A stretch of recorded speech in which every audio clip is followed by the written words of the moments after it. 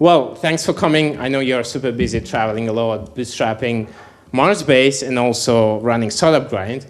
So I think what would be interesting to know is kind of your background. I know that Àlex is a developer in the past, actually Java developer, and moving into freelancer and then starting your own company about 5 years ago. So just like tell us what's your background and how did you start the company? Great, I'm a developer. I studied computer science just because I started messing around with computers when I was like 8. Then I started like tearing parts apart when I was 8, and then I didn't know how to mount the things back. I was like, well, I have a problem here. But then I started messing with websites, right? It was not very popular around my school to get access to internet, so I was going to friends' houses to actually play on games and mess on the internet, because back then, there was this thing called, I think it was Alta Vista and all these old school searchers way before Google. And I thought there was a lot of potential there, right? And I started like looking for cheats for video games, and there were many websites, but lots of them, they were just in English. I said, what if I could do the same in Spanish, right, for my friends who don't speak any English? And I started creating websites, basically. I started programming PHP. This is something I don't say out publicly, because it's not a great thing to say. I'm sorry if you develop in PHP. But then I transitioned to other languages, right? I studied computer science, started working then in consulting, old school consulting. So as you can see me here, I've been part of Deloitte and companies like that, wearing a suit and a tie. And that's probably where I get the inspiration to create my own company after all these years of working in different environments, right? I have been freelancing, I created an association in the university, I work in research in the sort of like an hybrid company between university and a private company, and then big consultancies. Right, but you are not alone, right? I mean, you have two co-founders, Xavi and Jordi, right? That's right. So how did you meet each other and how did you decide to start a company together? Well, the first thing, we've known each other since kindergarten, so that's easy. The hard part is to create a company with your two best friends, right? They say it's a as a general rule of thumb, you shouldn't create a company with friends or family or stuff like that. Fuck that. That's great if you want to follow the entrepreneurial ABC. And you can maximize your chances of success if you follow this ABC, but there are other ways around it, right? Like bootstrapping is an option, but most people will tell you you should raise funds for your company, right? And then basically, that's the story of how I met them, but how they convinced me to join the company, it was, we would always do this monthly dinner with my two best friends, but actually we were 3. That's a part of the story that should be told as well. And one of us, my friend Jordi, was always like, hey, we should create a company, we should create a company. He would monopolize the dinners by saying we should create a company because he was fed up with the company he was working for, right? He had always worked at just one company, whereas the other two had been working in several companies. But it was like, he studied something like librarianship, so not computer science, so not a useful degree. And that's on video, right? That's great. He's gonna love that. And so probably I don't know, that's my opinion. Probably he thought like, wow, out of this company, there's probably no other options for me, right? But he was the CTO, so go figure, he's really bright. And then he said, we're all fed up of our companies, because my other co-founder and I, were also working on other companies we're not entirely happy with. And we said like, look, if these people, to put it politely, are making lots of money, lots of millions, by producing shit, how about we create our own company? We just do great work and we live, happily enough with a sufficient level of comfort, and we can actually sleep at night and have like a clean karma, things like that. So that's how after a couple of years, he convinced us to, hey, let's start this. Let's give it a try. We're 28. If we don't do it now, when are we going to do it, right? Our careers were intertwined many times in the past, but never the 3 at the same time, right? Jordi hired Xavi to be the CTO of his former company. I had to work with Xavi in a project. They did some freelancing together, but never the 3 at the same time. I said, okay, let's do it. Right. Well, interesting. I think it's been 5 years now, right, that you run the company?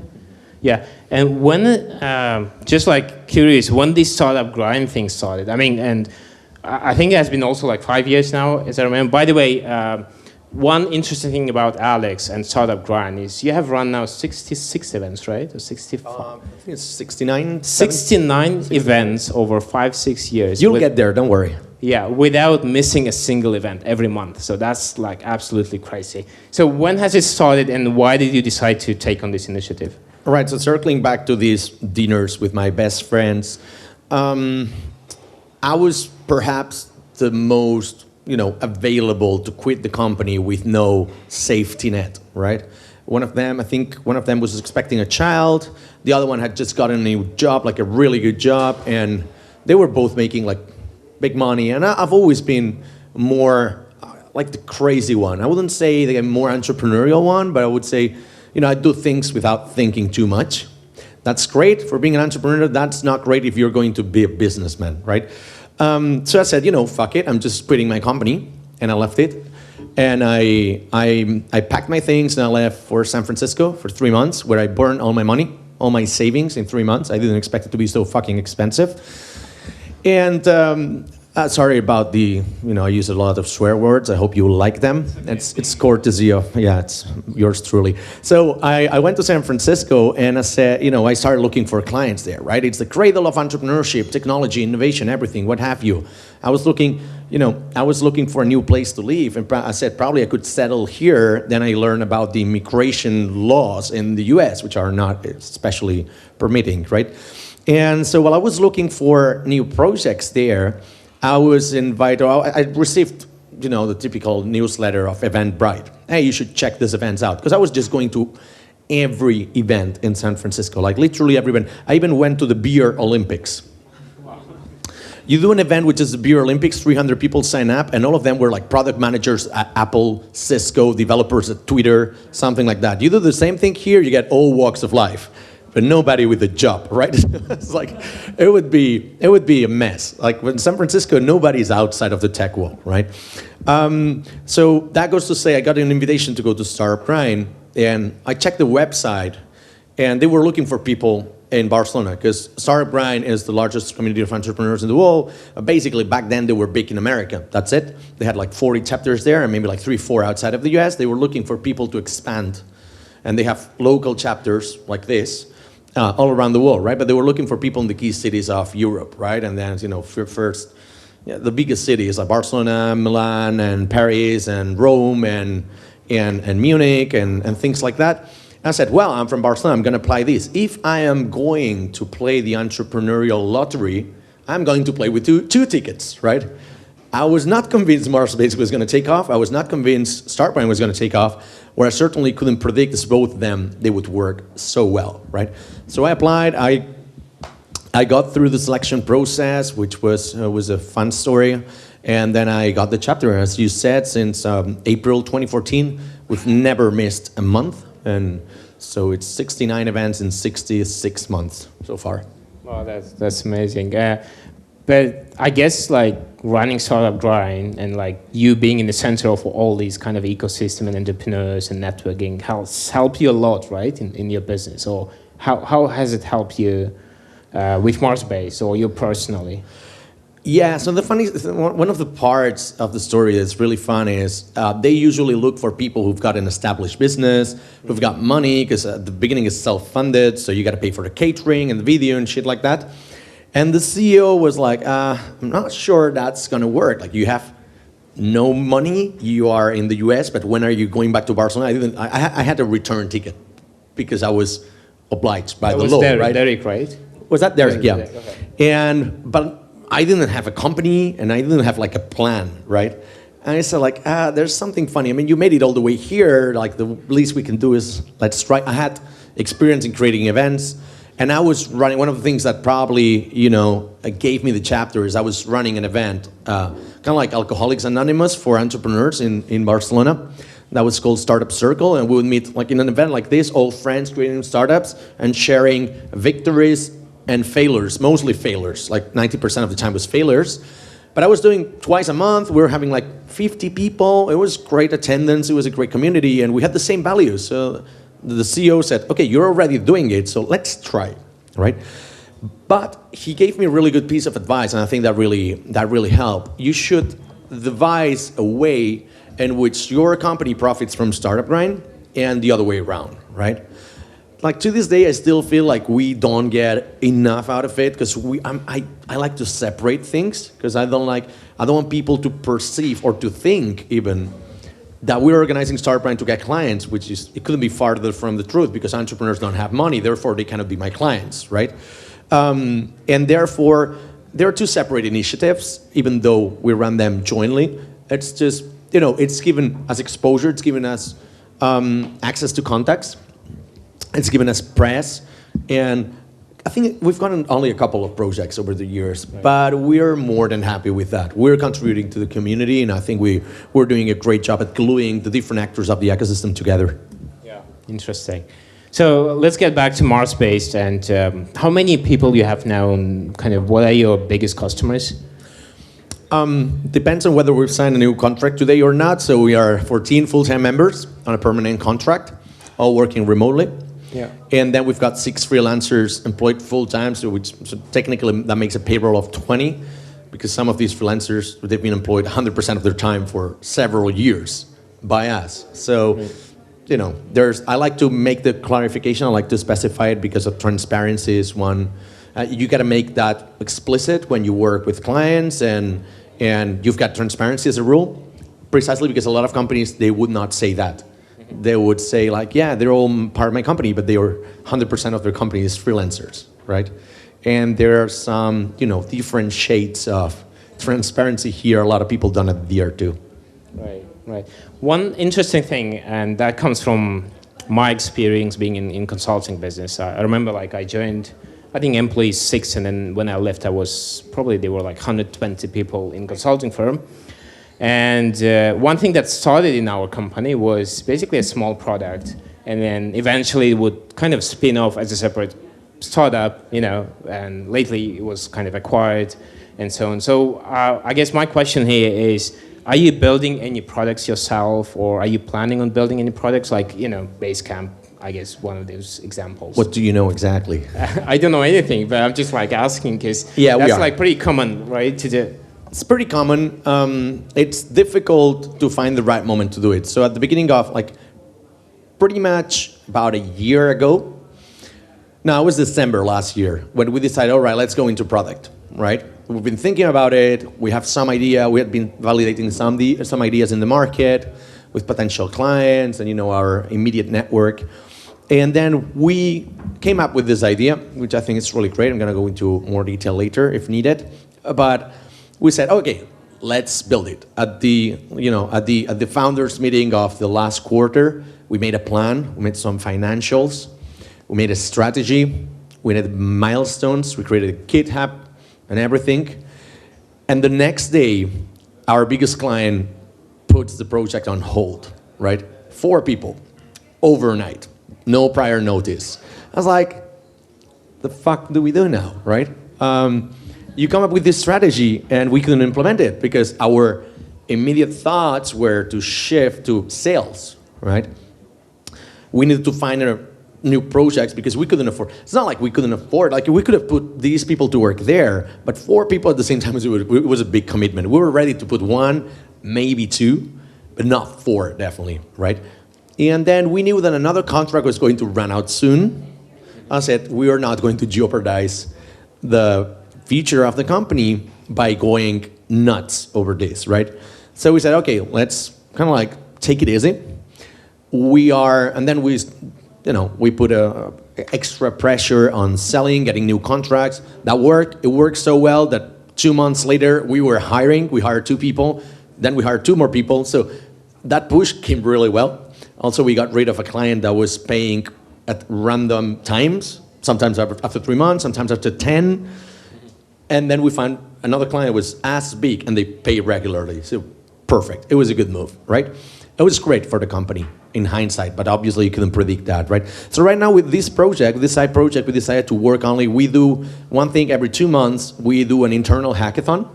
That's called the Stark Rush. If you've played StarCraft, you're probably familiar with the term, where we, for a day, we just get all together online on a Hangouts, and then we hack the shit out of something. Usually we would build something, the new website or some Ruby gems or some documentation portal, some proof of concept in another technology. But this year we've been dedicating all of these hackathons, so to speak, to this internal project, right? And we are very close to launching 1 year later.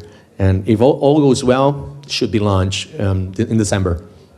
So how do you decide what to build? Does it come from your customers, or is it your own kind of scratching your own itch? Look, the fact that we started doing consulting, it's because prior to that, we tried to build 3 different projects that were products, right?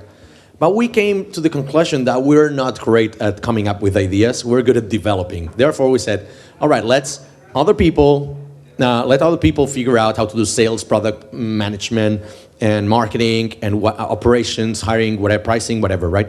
Over the course of these 5.5 years, we built about 60 products, more or less, and over 100 projects. Therefore, we've got a slight idea right now. We've learned a thing or two, right?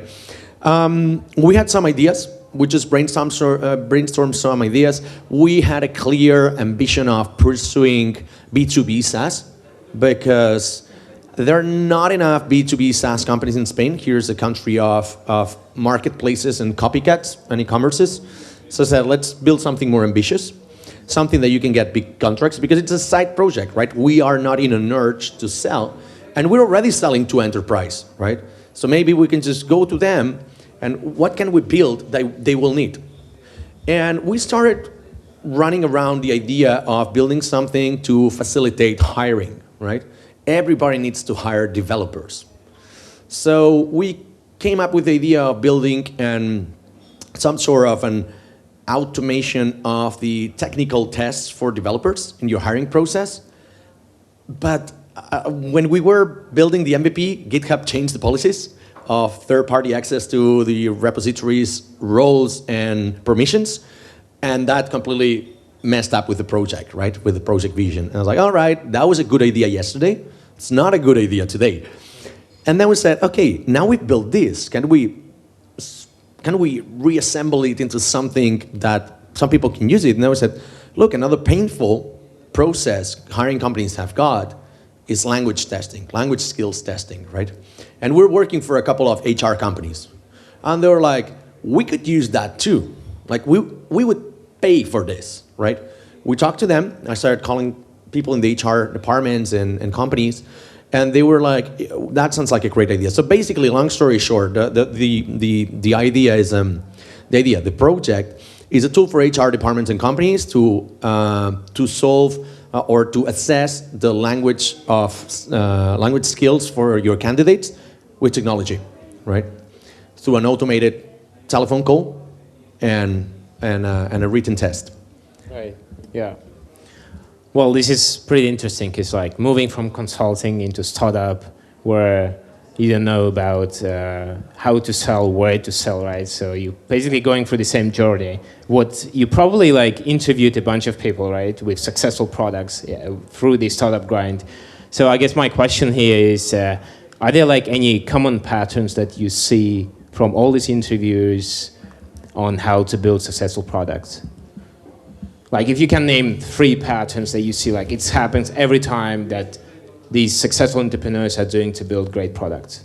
That's a great question. I usually don't listen to the people I interview. No, I'm just kidding. Yeah, one of them would be like, you should never give up. And it sounds like a very generic piece of advice.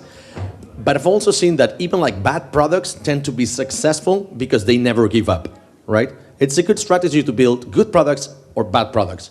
It's a strategy to build products, basically. Most people will buy you because you've been there for like 10 years. Oh, this product has existed for 30 years. It should be good. Must be good, right?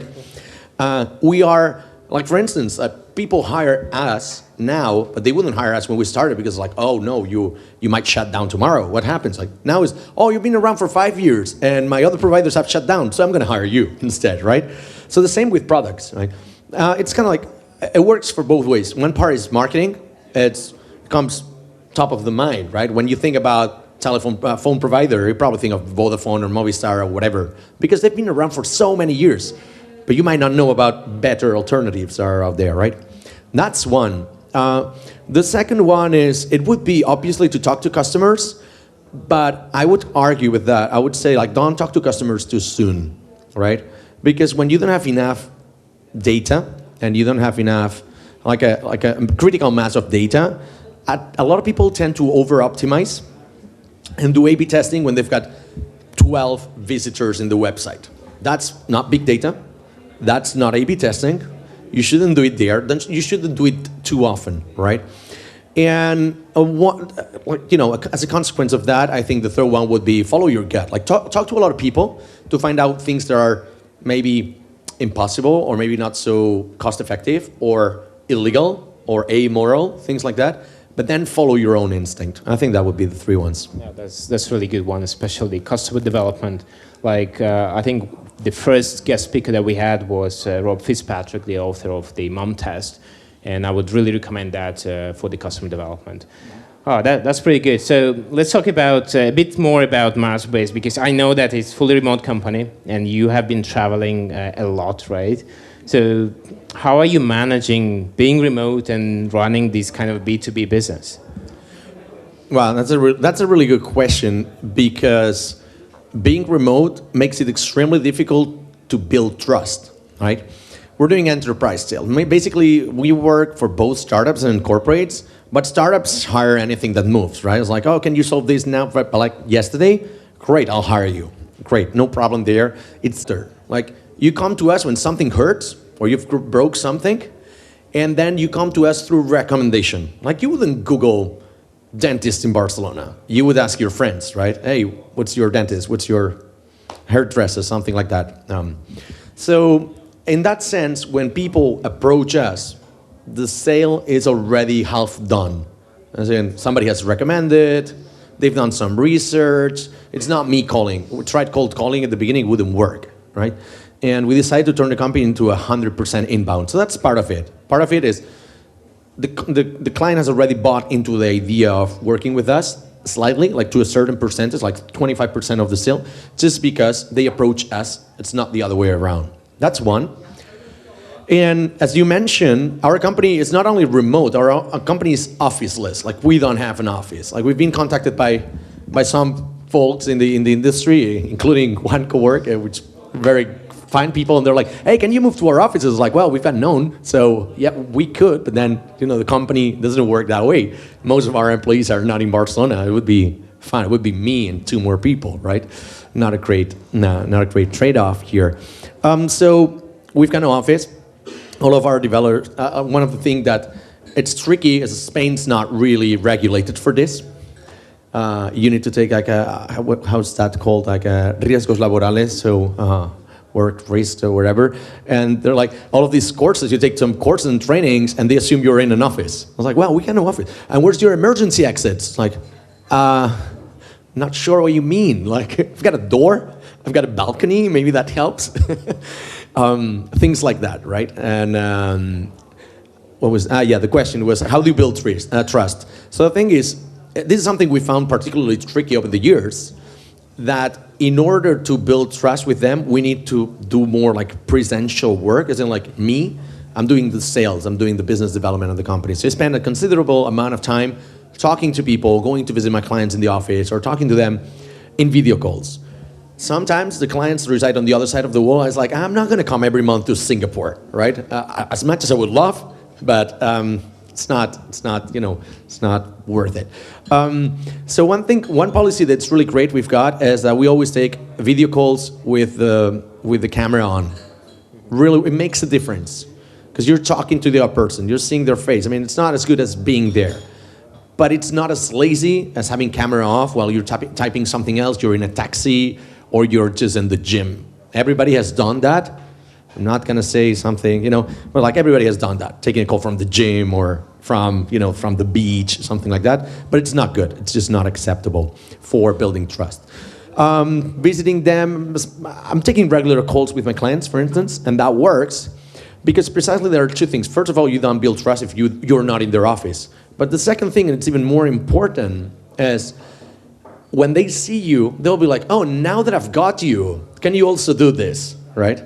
If they bump into you in the office, they would just ask you right away, every day. They see you, hey, how's it going? Oh, by the way, we've got a new project for you. Can you do it? Yeah. When I started taking these regular calls like a year ago, we almost doubled the number of projects we got from every client. Now that I got you, I send follow-up emails every month religiously to people. Oh, now that I've got you, can you do this, right?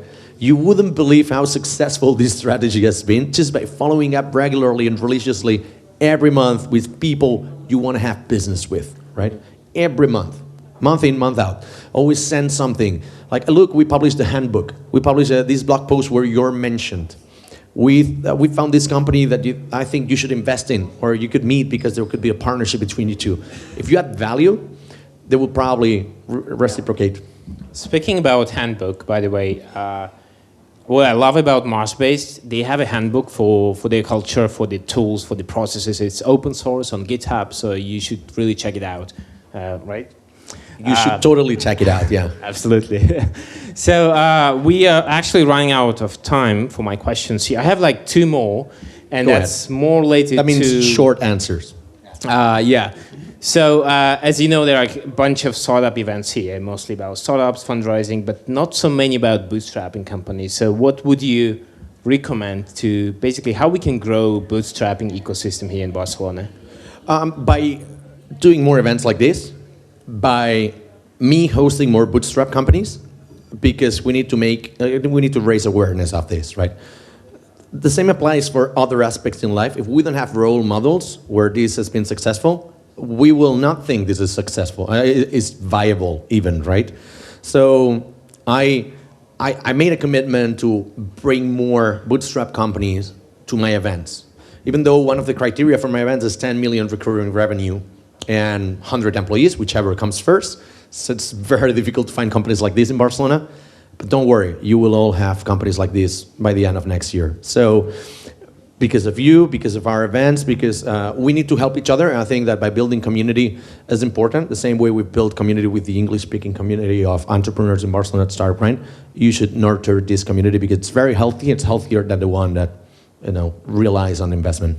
All right, cool. Thank you.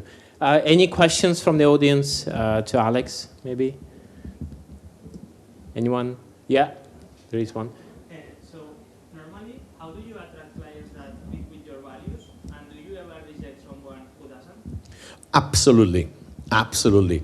And that's the easy answer. The difficult answer is sometimes you can't. And that's one lesson we've learned the hard way, right? Sometimes, we're an agency. We rely on billing for every hour that we've got because our clients we bill on time and material basis. We don't do fixed price. We just bill by the hour, right?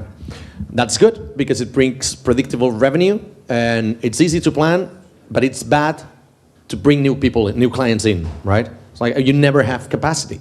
That's one thing we've got now. We've got 4, 5 clients waiting for us to have capacity. We don't have it, right? But when we lost this big client, for instance, or 3 years ago we lost 2 big clients at the same time, it was disastrous, right? We've always been good at having money in the bank because remember, you need to build profitable businesses, right? So that you can have money in the bank because it's good for when there's no money coming in or little money coming in, right? So to answer your question, sometimes you should avoid acting out of desperation when selecting clients. When you're in a position of power, it's easy to say like, no, I'm not going to work with this because, it's evil. And whatever, it's a company whose values I don't agree with, or they do terrible things, they will bring terrible press, or whatever. Maybe it's a political party you don't want to work with, right? But in other parts of your life, then you are condemned to probably take these projects. A couple of times we took projects we shouldn't have taken in hindsight, but probably they helped us to stay afloat for a little longer. But a couple of times we also passed on projects even though we didn't have, we had capacity to take them. We're like, you've got something in your gut telling you this project is gonna go wrong. Like I have this sensation with one potential client right now, and I'm considering just like booting them from, the discussion of pricing, whatever. We're just now revising contract, and they're being so anal about certain things, and they want us to kind of like change the way we work, and they're very pushy. They want everything, and can you answer this in an hour? I'm like, well, we don't work like that. I don't think like this project might be good for my business, money-wise, but it would be bad for my culture and for my people, right? And I can afford losing clients. I cannot afford losing developers. Like in these cases, I think developers come first than clients. Cool. Any other questions? Oh, there. Okay, regarding to remote developers, okay, how do you manage collaboration? Are they all in the same time zone? And the second question is, how do you hire junior people when you have a remote team? So the question was just for the recording. How do you manage remote workers? And then junior developers. Remote workers, coincidentally, we are all in Spain, even though at the beginning we would hire anybody from anywhere, but just you get most of the applications from here, right? And it might not sound popular, but most of the applications came from here, and we're from here, and they're like, all right, it's easier to accept. Because if the legislation is not prepared for officeless companies, let alone for officeless companies who've got employees abroad, we said, we're going to go the easy way, because we also cannot afford to fuck around with legislations and this and that and wait to figure it out. Whereas perhaps companies with VC money, they're like, yeah, we'll hire a consultant here, we'll hire like an HR team here, and they'll figure it out, and we can hire people from New freaking Zealand, right? That's not our case. Also, we've got a language constraint, right? Some of our clients are Spanish speaking, some of our clients are Catalan speaking, so therefore we should prioritize people. We prioritize in the beginning people are here. Right now we have expanded our horizons to Southern Europe because we want also to be 1, 2, 3 hours flight from Barcelona. We do a lot of get-togethers, and bringing somebody from Bolivia every month, you have them flying more than actually staying in the city, right? There are a couple of considerations. Time zones is one, but we've got clients all over the world. So we could afford having developers in, for instance, in Central America, because we've got 4 clients in the US right now as we speak. But then I think by creating these people like in a place that's too remote, probably would create a second class of people, right? Because most of them, even they wouldn't be able to come every month, right? And so it's difficult. Right now we're hiring Southwestern Europe. Also, probably we can afford to hire somebody from Norway, for instance, provided they accept our salary, which is unlikely. And the second is that they've got facility or easiness to learn our languages, because sometimes they got to work with Spanish clients. That's one. Second question for junior, and I'm sorry, I'm going to go a little bit over the time here, because that's a really interesting topic, and it's not addressed properly in conferences and things like that. We are not only a dev agency, we're a consultancy. That's a slight nuance that should be explained, right? As in a dev agency, you probably outsource stuff, they give you back stuff, and you pay them, right? Consultancy, you're expected to be proactive and counsel, right? So some of our clients pay us to give expert advice, right? And right now we're talking to companies that have got hundreds of employees, thousands of employees. They hire us to take decisions for them. Their CTO is like, I don't want to take these decisions, you're experts in this technology, I'll trust you. We're freaking 14, right? Our developers must be consultants. And because we are asked, first of all, we had this policy in the company up until this year, more or less, that we only hire people with at least 5 years of experience in technology, because as a small company, bootstrap, and extremely boutique and experts, we just couldn't afford, or we couldn't invest time in teaching people technology and the soft skills to become. We could do one or the other, but not both, right?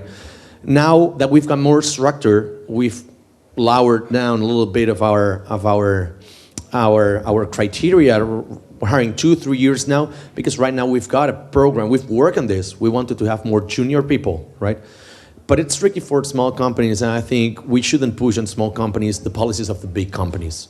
And that's something that's creating a lot of controversy, and it's not helping the community, right? Because I see a lot of people just investing in things they shouldn't invest, and they don't sell enough, and they die, right? So it's a great question. I hope there would be a way to do it. I think startups should do it. Startups can afford it. They've got investment, they can just put it in the plan. or some companies whose, let's say, the expected value that the clients have, it's not required is a level of expertise or seniority. So, but that's because of the thesis of the company. If we start as a, let's say, as a cheaper company, because we wanted to be always on the high end of pricing and quality, but it would say like, okay, we're gonna give a good service, not excellent, and we're not gonna be experts, we're gonna be a generic development company, probably we could have started with that model. But that's one thing that we actually, when I said, we learned from our previous companies, we learned a lot from the things that are how to do things, but how not to do things, right? And these companies, they rely on high rotation of people. Like companies like Deloitte, they've got like 40 to 45 rotation of people every year. That's insane. Like you cannot guarantee long-term maintainability of the projects or quality because literally every 3 weeks, you are changing the people in the project. That turns into a massive clusterfuck of unreadable code, right? So, and then they rely on pushing people upwards and forcing them to do management, but then people who are, let's say, more technologically savvy and more expert, they go to other companies where their tech expertise is more valued, and they have this new influx of junior people and interns, right? And that just doesn't help because you're pushing inefficient and probably not as expert people upwards to manage junior people, and that's just even worse, right? You need to have experts that up there with a willingness to teach potentially really skilled people. So, okay, great.